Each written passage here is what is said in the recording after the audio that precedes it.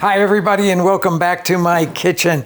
Today I'm going to introduce you to an ingredient you may not know about, but I think you're going to fall in love with it. It is called mesquite powder. Now, I was introduced to this way far in the northern part of Mexico, up in the Sonora desert area, and I was with this group who, for a community development project, had started collecting the pods off of the mesquite trees, drying them out and making this powder out of it. And when you taste it, you will say, why have I not tasted this before? Because it's a little nutty.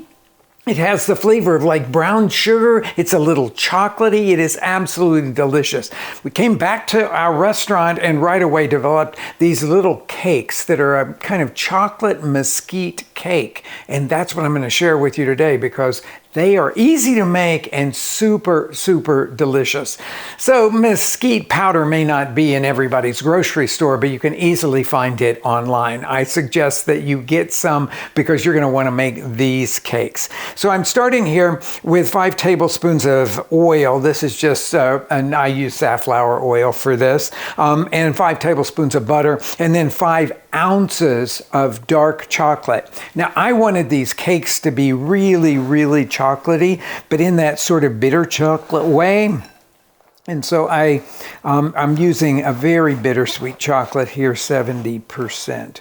So I'm going to put all of that in there. Get rid of that over there. And then, you know, you could do this over a double boiler if you wanted to, but I find it just easiest to melt chocolate like this, chocolate and butter together in the microwave. So I'm going to put it into the microwave with this top on it. And then I am going to put it in for 30 seconds. And then after 30 seconds, I'll go in and stir it. And I'll keep doing 30-second blasts at it until it's completely melted. It probably will take about 3 of those.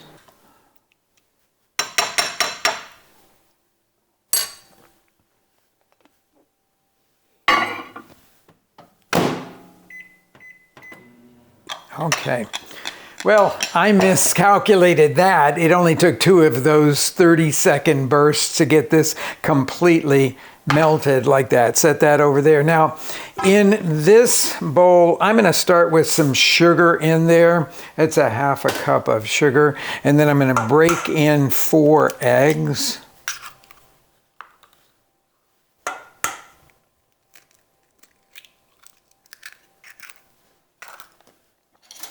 Next is some agave syrup. You could use corn syrup for this. You could even use honey for this. But the more neutral flavor of this agave syrup, I think, is really delicious in this because it allows the mesquite powder and the cocoa powder and the chocolate. I mean, this is really going well here in terms of chocolatiness. Okay, so we've got those measured in. I need to do about a 1/2 teaspoon of salt, so that's 2 big pinches for me there. And then whisk everything together until it's thoroughly blended. Okay, it looks like that all of that, the sugar has completely dissolved now, so I am going to sort of slowly dribble in this hot mixture. Oh, let me show you a little trick here that you might want to do. I have a damp towel here. I'm just going to lay it down on the countertop. And when you don't have a hand to hold the bowl, you can put that bowl on a damp cloth and it won't move around. Okay, whisking all of that in nicely. I don't want to leave any behind, so I'm going to use my spoon here to scrape everything out like that. And the last thing that we have to go in here now will be the mesquite powder and the cocoa powder. So the cocoa powder that I'm using here, it's about 1/3 of a cup plus 1 tablespoon. And I'm going to put that into a strainer here. And then we have about I'm giving you all of the volume measures here, but in the recipe that goes with this video, I will give you the weights. You can see I have my scale over here because that's the way I actually measured all of this. And I give you the exact grams that we need for this. So the powder's going in there. That's about 1/2 cup plus 1 tablespoon. Shake our strainer back and forth to make sure that there are no lumps left. Tiny little bit. Oh my goodness, the aroma of the mesquite bean powder is unbelievable. It smells sweet, sort of like you would expect brown sugar to, but way more complex. As I said, more nutty and a little bit chocolatey there. Okay, so we're gonna get that there and then very gently start whisking. I'm going up over the edge a little bit here. But we want to get that mixed into the wet mixture here. That's going to take a minute to get that all incorporated. Okay. Let me clean up a minute here, and then I'm going to show you how we're going to bake them. We found that baking this cake in small molds like muffin tins was the best way to capture the essence of such a moist, chocolatey, nutty kind of cake. So I am using these silicone, the flexible silicone molds. And the nice thing about it is that you don't have to do anything to them, like buttering them or flouring them. Now, if you're going to use a muffin tin, you will want to butter or flour, or if you want to keep this entirely gluten-free, then use some more cocoa powder after you butter your regular muffin tin to coat them with something that is sort of dusty on the outside that will keep them from sticking. But the silicone ones are super easy to work with. Okay, next thing is to fill these 2/3 full, no more, with this mixture.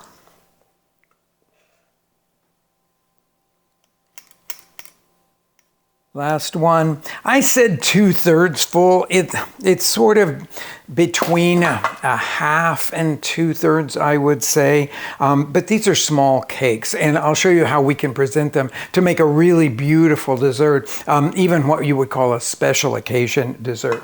Now, they don't cook for very long at all. Basically 13 to 15 minutes. I've got the oven preheated to 350 degrees and with the rack in the middle of it, essentially. After about half of that, after about 7 minutes or so, I'm going to flip this around, or turn it around, just so that they'll bake really evenly. And then I'll show you exactly what they look like when they're done. Now, everybody's got their favorite chocolate sauce, but I have developed one because we have a beehive out in our garden, and I love when we collect the honey to make a honey chocolate sauce. So I thought I would just share that with you because it's super delicious. I don't like measuring honey by volume, so I'm going to say that I'm going to do 200. This has just been taken out of the hive. I'm going to do 200 grams of honey. That's about 1/2 cup of it.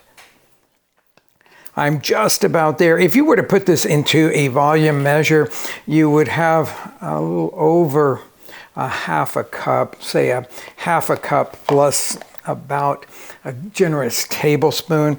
Then I have cocoa powder for this one. 1/4 cup packed is what we're looking for here.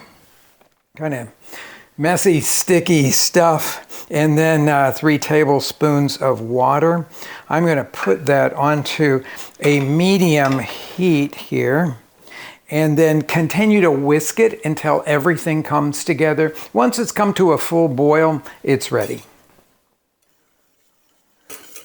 we have a good rolling boil, and because I use that really dark cocoa powder, this comes out super chocolatey in spite of the fact that it just has some cocoa powder in it. Now I'm going to let this cool down, and then you could store it in your fridge for, well, as long as it would last, I'll put it that way, but it could actually stay there for months.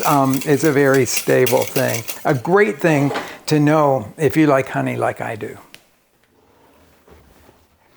These are done now. So they're set around the edges, but they're going to feel just a tiny bit soft right in the middle, just a little bit soft. So I'm going to take these out now, and I'm going to let them cool completely, and then I'll come back and show you a really beautiful way to serve them.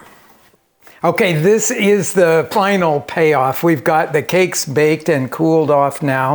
I'm going to take 1.5 of these guys here. That one seems to have a little funny divot in it, so I'm going to go for another one here.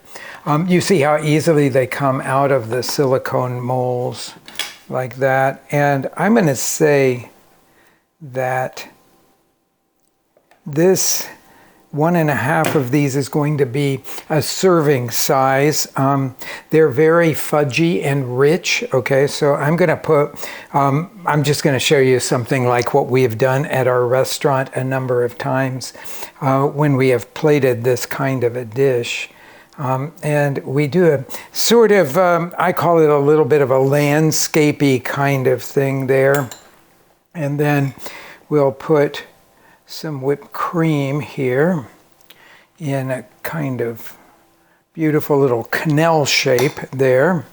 And then we've got our chocolate honey sauce here, but you could use any kind of a chocolate sauce to finish this off with. There you go. And the final thing, a little ground Mexican chocolate over the whole thing to give it a little kindy, the crunch on it.